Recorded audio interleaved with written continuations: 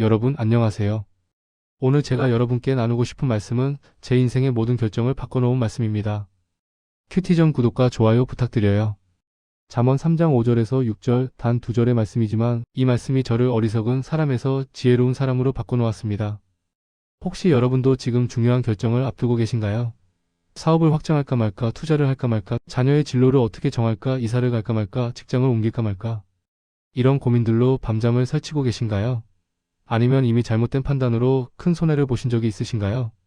그때 왜 그런 결정을 했을까? 조금만 더 신중했으면 누구 말을 들을 걸 하며 후회하고 계신가요? 저도 그랬습니다. 5년 전 제 나이 55세 때였습니다. 저는 제 판단력을 너무 믿었습니다. 25년 동안 사업을 해오면서 나름대로 성공도 했고 실패도 겪으면서 경험이 쌓였다고 생각했습니다. 사람들도 저를 사업 감각이 좋다, 판단력이 뛰어나다고 평가했습니다. 그래서 저는 제 명철을 의지했습니다. 제 경험을, 제 지식을, 제 판단을 믿었습니다. 기도는 했지만 형식적이었습니다. 이미 제 마음속에 결정을 해놓고 하나님께 축복해달라고만 기도했습니다. 그 결과가 어땠을까요? 완전한 실패였습니다. 제가 확신했던 사업 확장이 대실패로 끝났습니다. 신규 사업에 8억을 투자했는데 1년 만에 그 돈이 모두 날아갔습니다. 아니, 그것만이 아니었습니다. 기존 사업까지 흔들리기 시작했습니다. 왜 그랬을까요? 저는 시장 조사도 했고 전문가 자문도 받았고 충분히 검토했다고 생각했습니다. 하지만 제가 놓친 게 있었습니다. 하나님의 뜻을 구하지 않았다는 것입니다. 제 명철만 의지했다는 것입니다. 더 큰 문제는 그 이후에 있었습니다. 실패를 만회하려고 또다시 제 판단으로 결정을 내렸습니다. 손해를 보니까 급하게 다른 투자처를 찾았습니다. 지인이 소개해준 투자처가 있었는데 제 경험상 이건 괜찮겠다 싶었습니다. 그래서 남은 돈 5억을 또 투자했습니다. 하나님께 제대로 기도하지 않고 그저 잘되게 해주세요 라고만 했습니다. 결과는 그것도 사기였습니다. 5억이 완전히 날아갔습니다. 총 13억의 손실이었습니다. 평생 모은 재산의 대부분이 2년 만에 사라졌습니다. 아내는 매일 울었고 자녀들은 걱정하며 돈을 보태주려 했습니다. 그게 너무 비참했습니다. 그때 제가 깨달았습니다. 아, 내가 얼마나 어리석었는가. 내 명철을 의지하면 이렇게 되는구나. 그리고 그때 한 말씀이 제 가슴을 파고들었습니다. 잠언 3장 5절에서 6절이었습니다. 너는 마음을 다하여 여호와를 신뢰하고 내 명철을 의지하지 말라. 너는 범사의 그를 인정하라. 그리하면 내 길을 지도하시리라. 이 말씀을 읽는 순간 눈물이 쏟아졌습니다. 내 명철을 의지하지 말라. 이 구절이 제 가슴을 찔렀습니다. 바로 제 이야기였습니다. 저는 제 명철을 의지했고 그 결과가 이렇게 참담한 실패였습니다. 범사의 그를 인정하라. 그리하면 내 길을 지도하시리라.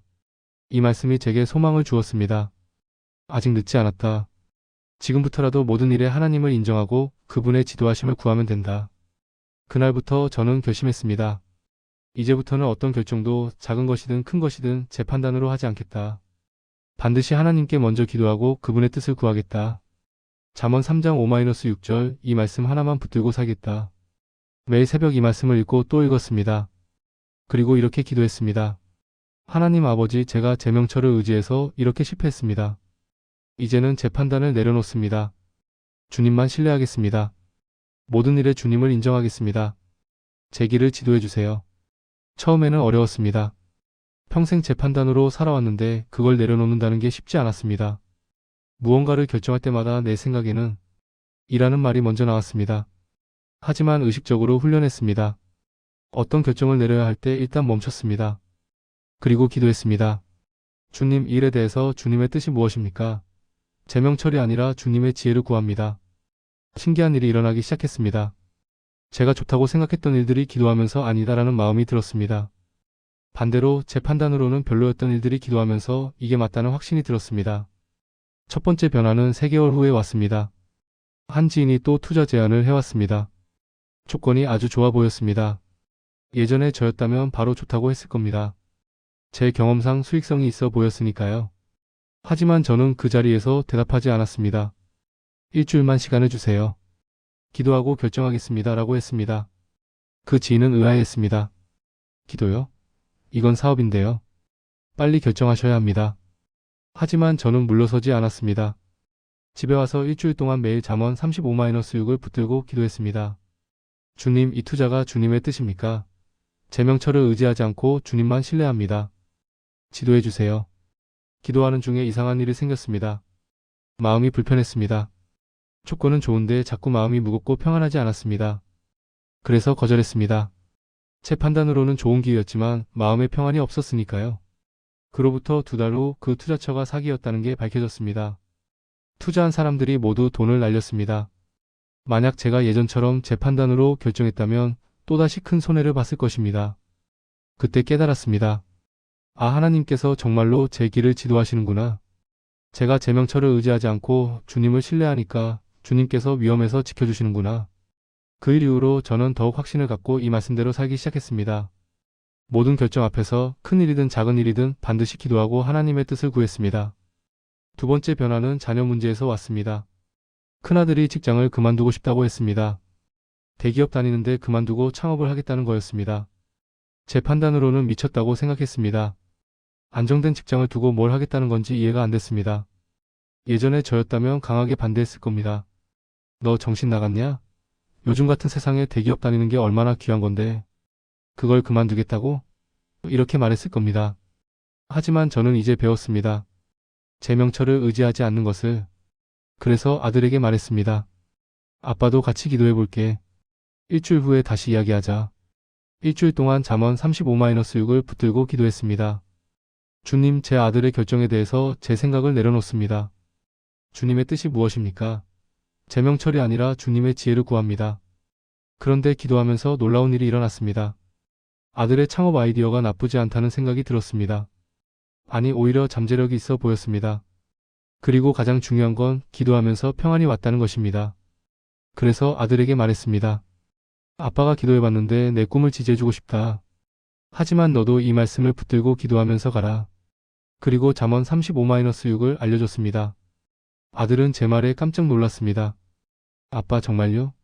아빠가 이렇게 말씀하실 줄 몰랐어요. 그리고 함께 기도했습니다. 아버지와 아들이 잠언 35-6을 붙들고 함께 무릎 꿇었습니다. 그로부터 1년이 지났습니다. 아들의 창업은 성공했습니다. 지금은 직원 15명을 둔 회사로 성장했고 수익도 좋습니다. 만약 제가 제 명철을 의지해서 반대했다면 아들의 꿈을 꺾었을 것이고 저희 부자 관계도 나빠졌을 겁니다. 하지만 하나님께 길을 맡겼더니 하나님께서 아들의 길도 지도하셨습니다. 이게 바로 범사의 그를 인정하라, 그리하면 내 길을 지도하시리라는 말씀의 능력입니다. 세 번째 변화는 제 사업에서 왔습니다. 실패로 많은 돈을 잃었지만 완전히 망한 건 아니었습니다. 기존 사업은 어떻게든 유지하고 있었습니다. 그런데 거래처 하나가 큰 프로젝트를 제안했습니다. 조건이 좋았습니다. 성공하면 잃었던 돈을 어느 정도 만회할 수 있을 것 같았습니다. 제 경험으로 봐도 가능성이 있어 보였습니다. 예전에 저였다면 무조건 한다고 했을 겁니다. 하지만 저는 이제 달랐습니다. 2주 동안 기도했습니다. 잠언 35-6을 매일 수십 번씩 읽으며 기도했습니다. 주님, 이 프로젝트가 주님의 뜻입니까? 제 명철로는 좋아 보이지만 주님의 지혜를 구합니다. 기도하던 중에 한 가지가 마음에 걸렸습니다. 그 프로젝트를 하려면 직원을 더 뽑아야 했고 초기 투자금도 필요했습니다. 그런데 기도하면서 지금은 아니다라는 마음이 강하게 들었습니다. 제 판단으로는 지금이 기회인데라고 생각했지만 마음의 평안이 없었습니다. 그래서 거절했습니다.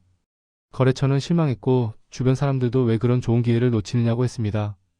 하지만 3개월 후 그 업계에 큰 변화가 생겼습니다. 정부 규제가 갑자기 바뀌면서 그 프로젝트는 수익성이 완전히 사라졌습니다.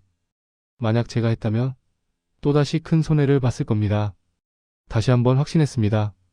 하나님께서 정말로 제 길을 지도하신다. 제가 제 명철을 의지하지 않고 주님만 신뢰할 때 주님께서 저를 위험에서 지키시고 바른 길로 인도하신다. 네 번째 변화는 재정 관리에서 왔습니다. 실패 이후 재정이 어려웠습니다. 빚은 없었지만 여유가 없었습니다. 그런데 한 달에 얼마를 헌금해야 할지 고민이 됐습니다. 제 계산으로는 지금 형편에 11조를 내기가 빠듯했습니다. 조금 줄여서 내고 형편이 나아지면 더 내자는 생각이 들었습니다. 합리적인 판단 같았습니다. 하지만 기도하면서 다른 마음이 들었습니다.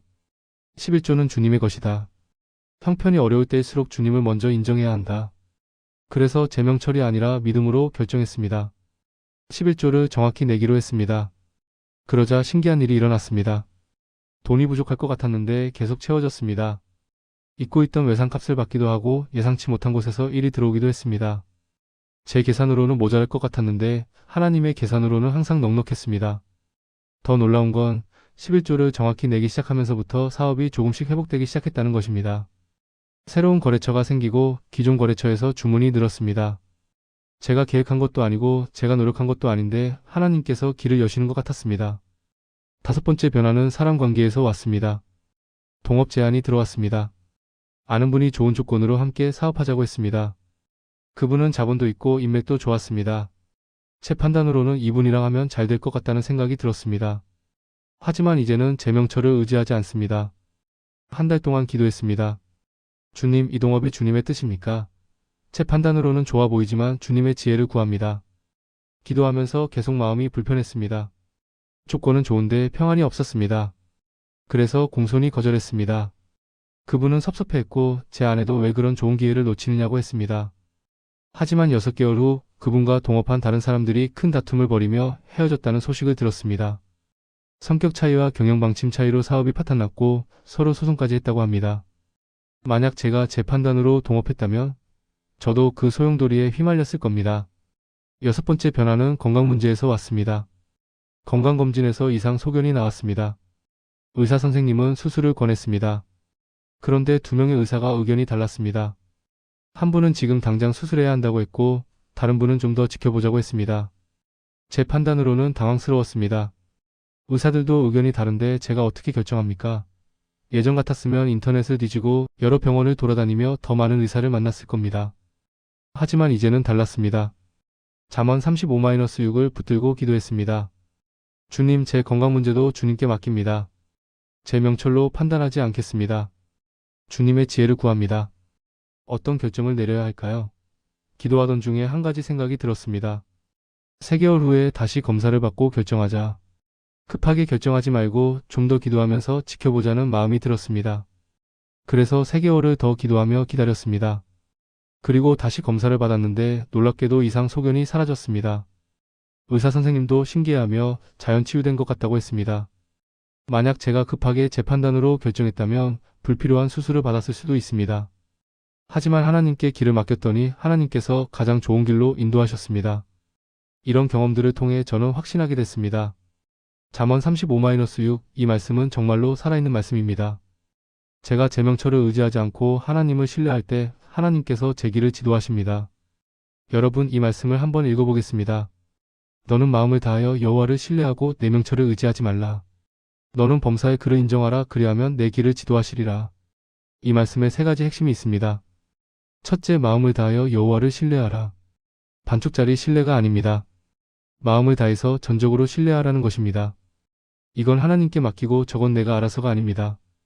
모든 것을 하나님께 맡기는 것입니다. 둘째, 내 명철을 의지하지 말라.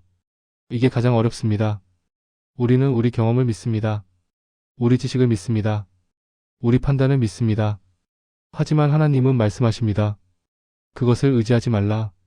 왜냐하면 우리 명철은 한계가 있기 때문입니다. 셋째, 범사의 그를 인정하라. 범사입니다.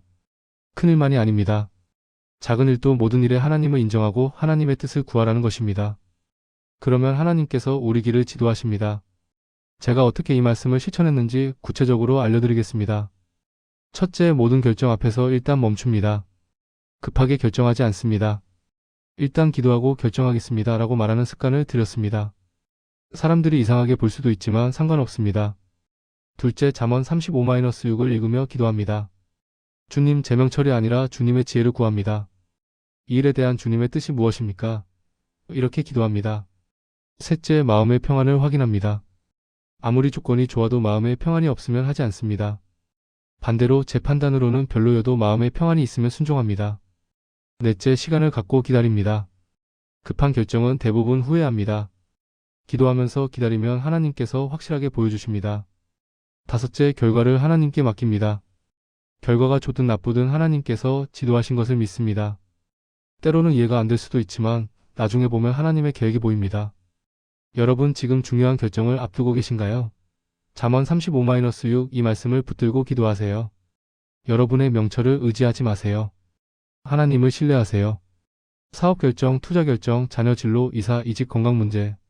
무엇이든지 이 말씀을 붙들고 기도하면 하나님께서 여러분의 길을 지도하실 것입니다. 저는 5년 전 13억을 날리는 큰 실패를 경험했습니다. 제 명철을 의지한 결과였습니다. 하지만 그 이후 이 말씀을 붙들고 살면서 단 한 번도 큰 실패를 하지 않았습니다. 물론 모든 결정이 다 성공한 건 아닙니다. 때로는 손해를 보기도 했습니다. 하지만 그것조차도 하나님의 인도하심이었다는 것을 나중에 깨달았습니다. 더 큰 손해를 막아주신 것이고 더 중요한 것을 가르쳐 주신 것이었습니다. 지금 제 삶은 완전히 달라졌습니다. 예전에는 항상 불안했습니다. 내 결정이 맞을까? 혹시 실수하는 건 아닐까? 이런 걱정으로 잠을 못 잤습니다. 하지만 지금은 평안합니다. 왜냐하면 제가 결정하는 게 아니라 하나님께서 지도하시기 때문입니다. 제 명철이 아니라 하나님의 지혜를 따르기 때문입니다. 여러분도 할 수 있습니다. 오늘부터 잠언 35-6을 여러분의 삶의 원칙으로 삼으세요. 모든 결정 앞에서 이 말씀을 읽고 기도하세요. 여러분의 명철은 한계가 있습니다. 하지만 하나님의 지혜는 무한합니다.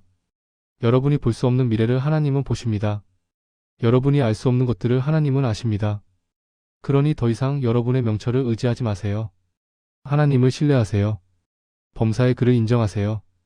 그리하면 하나님께서 여러분의 길을 지도하실 것입니다. 잠언 35-6 이 말씀 하나만 붙들고 기도하세요. 모든 일에 지혜와 현명함이 생길 것입니다. 제가 그 살아있는 증인입니다. 하나님의 지혜가 여러분과 함께 하시길 기도합니다. 감사합니다. 구독과 좋아요는 말씀 영상 제작에 큰 도움이 됩니다.